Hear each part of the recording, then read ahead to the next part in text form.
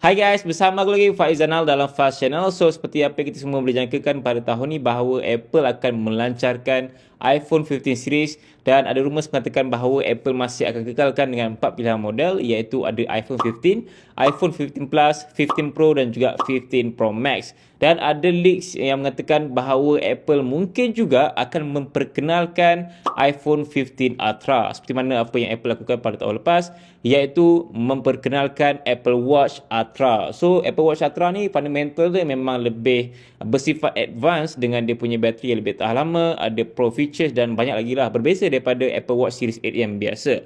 Tapi aku nak cerita dulu mengenai iPhone 15 series yang biasa dengan 4 pilihan model tu yang akan dilancarkan sekitar bulan September tahun 2023 ni. First kali mengenai rekaan dia. Seperti kita semua boleh jangkakan bahawa Apple ni memang typically akan kekalkan something dalam masa yang agak lama lah.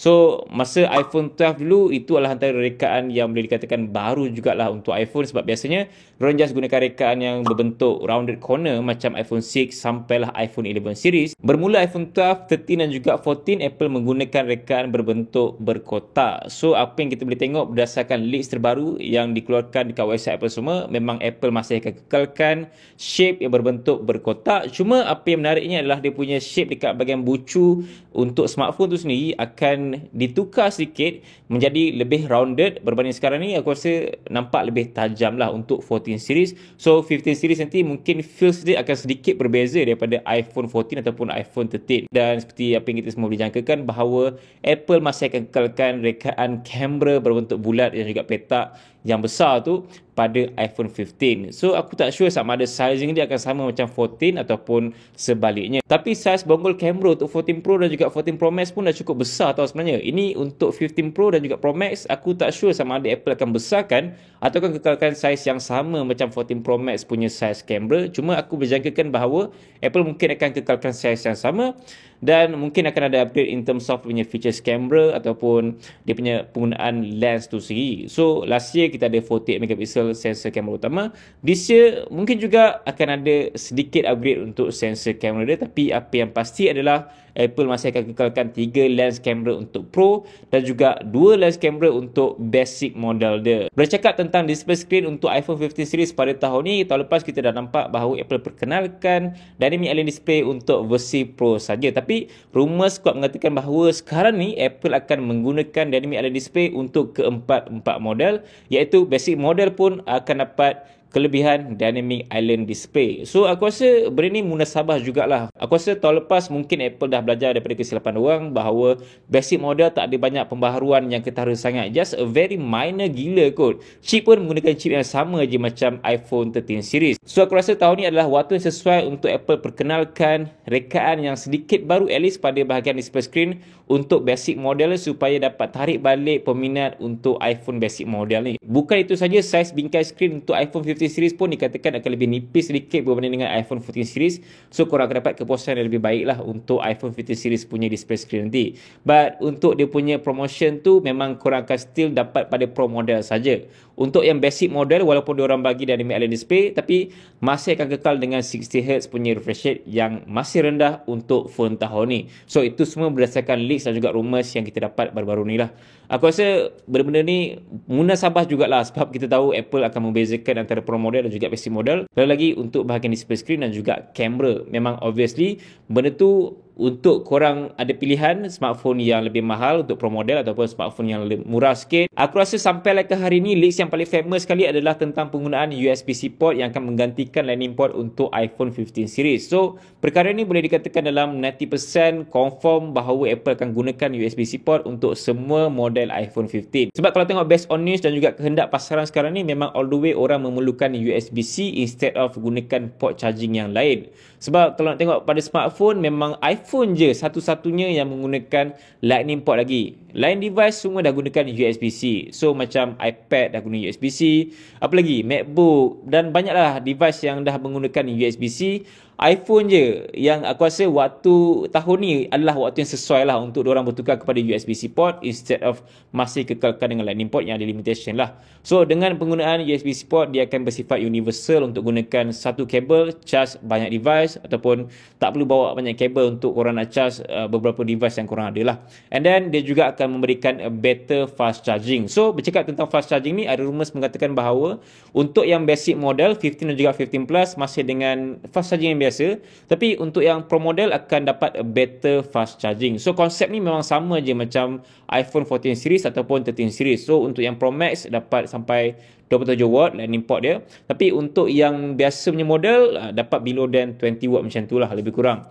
So konsep ni aku rasa dia akan mesti bawa pada 15 series walaupun gunakan USB-C port. Dan nak cakap pasal berapa watt tu aku tak boleh nak jangkakan sebab unexpected, but aku harapkan Apple akan bagi at least 33 watt and above. Selain itu juga, bercakap tentang penggunaan USB-C pada iPhone 15, ada leaks mengatakan bahawa Apple akan menggunakan teknologi MFI certified untuk korang nak charge ataupun data transfer menggunakan kabel dia. So bermakna bahawa korang nak kena gunakan kabel yang ada MFI, USB-C tu baru korang dapat charge dengan stable dan juga data transfer dengan lebih konsisten pada iPhone 15.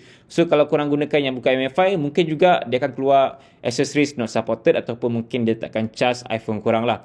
So perkara ni sebenarnya dah ada dah pada iPhone 14 ataupun iPhone yang sebelum ni. Cuma mungkin dia less accurate ataupun memang ada teknologi yang diletakkan dekat kabel tu, walaupun tak ada MFI tapi dia still boleh charge lah. So untuk 15 mungkin perkara ni akan lebih strict, sebab kita tahu dekat market sekarang ni memang banyak gila jenis kabel USB-C korang boleh dapatkan. Ada yang okey, ada yang tak okey, ada yang biasa, ada yang high quality semua kan. But apa yang kita kena faham adalah konsep fast charging ni sebenarnya ada protokol dia yang tersendiri. So macam Super VOOC, dia ada kabel khas untuk Super VOOC tau.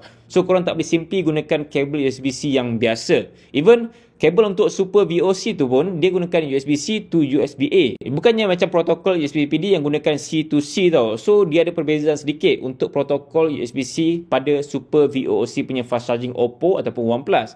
Sama juga konsep macam Super Dart Charge untuk Realme, which is dia punya kabel tu memang specifically untuk fast charging Super Dart saja. So kat sini korang kena faham bahawa konsep fast charging tu sedikit berbeza. Walaupun dia gunakan USB-C port pada smartphone doang, tapi protokol tu berbeza. So kat sini korang kena faham, aku rasa konsep untuk iPhone dengan MFI fast charge, so dia akan limitkan khas untuk MFI punya kabel saja. So kalau bukan MFI, mungkin juga dia akan keluar accessories not supported ataupun ada limit untuk fast charging dia, which is tak akan dapat fully charge lah, ataupun mungkin data transfer tu tak akan konsisten, mungkin juga dia akan tendang balik. So apa pun kita just tunggu dan lihat saja sama ada perkara ni akan berlaku ataupun tidak. Tapi kalau berlaku sekalipun, aku tak terkejut sebab perkara tu dah berlaku pada iPhone sekarang ni, ada accessories not supported kalau gunakan kabel bukan MFI ataupun tidak berkualiti lah. Salah satu leaks yang aku baru baca dan juga mungkin ramai terlepas pandang bahawa Apple mungkin akan menggunakan fully eSIM pada iPhone 15, bermakna bahawa dah tak ada SIM tray ataupun physical SIM untuk iPhone 15 series. So konsep ni memang Apple dah buat pada iPhone 14 series. Untuk market US saja dah tak ada SIM tray untuk korang letak physical SIM. Semua gunakan fully eSIM. Itu untuk US sajalah. Tapi untuk negara lain masih ada SIM tray untuk korang letakkan nano SIM tu. Macam Malaysia memang kita masih dengan physical SIM. Tapi sebenarnya korang ada pilihan untuk tambah eSIM sebagai SIM kedua pada iPhone yang korang gunakan di Malaysia sekarang ni. So aku rasa start pada iPhone XS series kot sampailah iPhone yang sekarang ni ada dua SIM slot.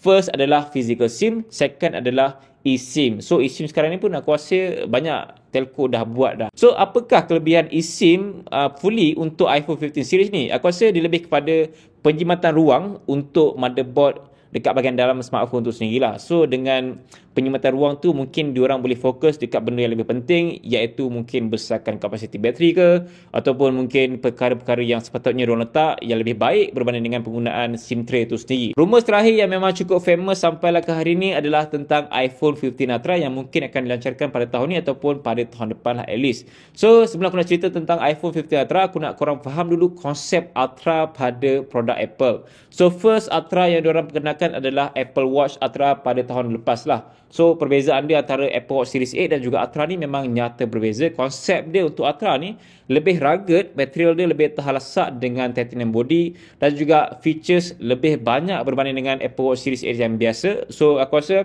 untuk Apple Watch Ultra ni dia cuba nak capture pengguna jam Garmin, Coros ataupun mungkin Suunto lah. Sebab dia adalah salah satu smartwatch yang berkebolehan macam fitness tracker yang very professional. Dan salah satu sebab lagi Apple Watch Ultra ni wujud adalah khas untuk orang yang mencari Apple Watch dengan bateri lebih tahan lama lah. Sebab biasanya untuk Apple Watch biasa tahan dalam 1 hari ke 1 hari setengah kan. Tapi Watch Ultra ni boleh tahan dalam masa 3 hari tu standard lah, tanpa korang cas langsung dan juga gunakan macam biasa. So berbalik pada iPhone 15 Ultra, kita kena faham kenapa Apple nak keluarkan versi Ultra kalau Pro Max tu dah cukup bagus. Okey, kita tengok balik iPhone 14 Pro Max sekarang ni. Apakah kekurangan dia yang paling jelas sekali?